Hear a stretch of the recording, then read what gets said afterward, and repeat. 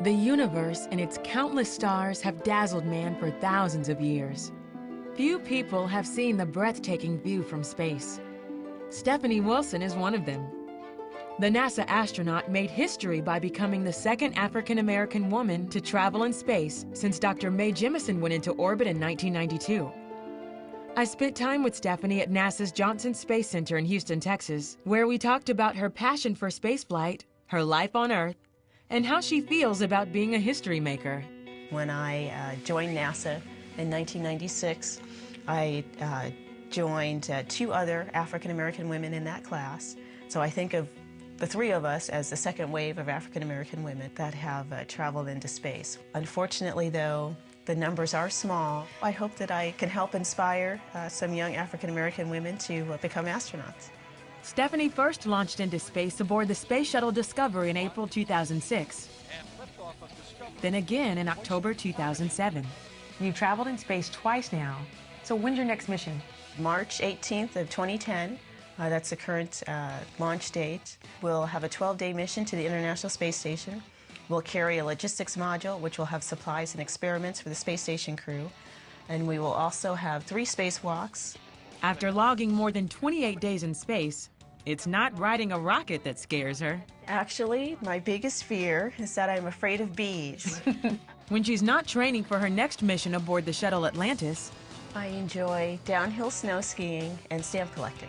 I also enjoy community service, either volunteer work or participating in church work.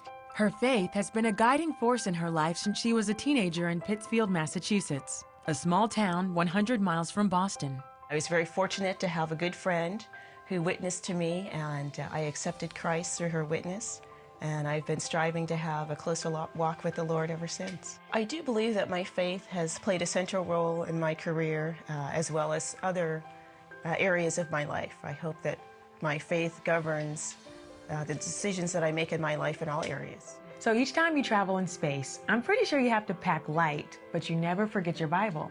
I have been able to bring some family photos and also a small Bible on both of my space flights. Stephanie's fascination with the universe began at the age of 13.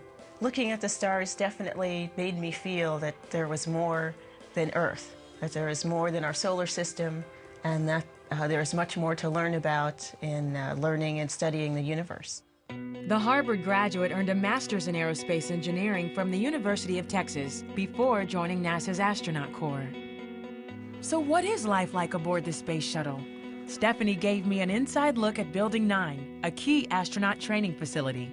This is our training facility. We climbed inside the space shuttle mock-up, a life-sized version of the shuttle. So where do you sleep when you're out in space? Well, we start with our sleeping bags actually launching in this area, but we can sleep anywhere. We can sleep on the ceiling, on the floor, on any of the walls. There's a tiny kitchen, better known as the galley, here in the corner. We have meal ready to eat style meals that we heat up in this convection oven. Now I have to ask you this, but how do you go to the bathroom in space? Oh, good question. Yeah. We Is have, this it over here? This is it over here. It looks somewhat familiar, like what you have in your home. There's a seat, and it works on a vacuum system, and there are loops where you can put your feet to keep yourself seated on the seat. So you won't float away, right? That's right, so you won't float away. Next, Stephanie led me up to the flight deck.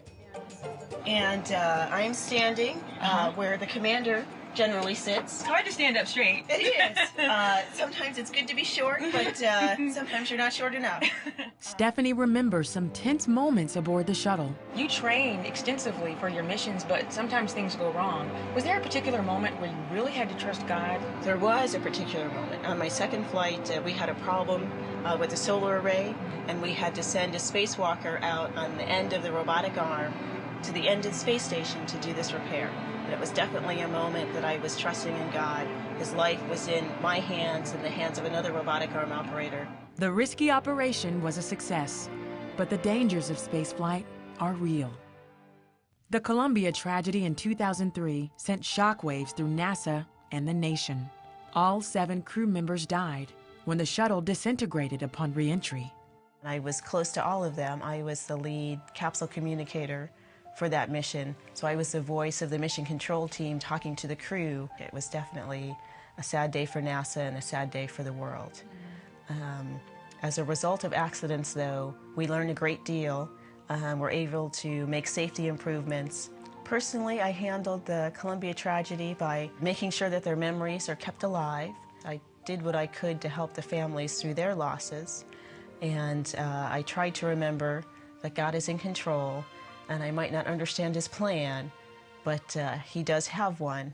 Despite the risk involved, Stephanie remains committed to space exploration. I do believe I have found my purpose in life. I believe that this is what I was destined to do. The space program is very important. There are many things that transfer in technology, computers, medical equipment that are a result of the space station that apply to our everyday lives and make our everyday lives better. I do put my trust in God for protection. That helps me to have confidence in all of the things that I do. With so much left to explore, there's no telling how far Stephanie's career will take her. One thing's for sure, the breadth and beauty of the universe remind her what matters most. It makes me feel that God's love is very vast, and it's never ending, and it's unconditional. And I'm very appreciative that He can love me for who I am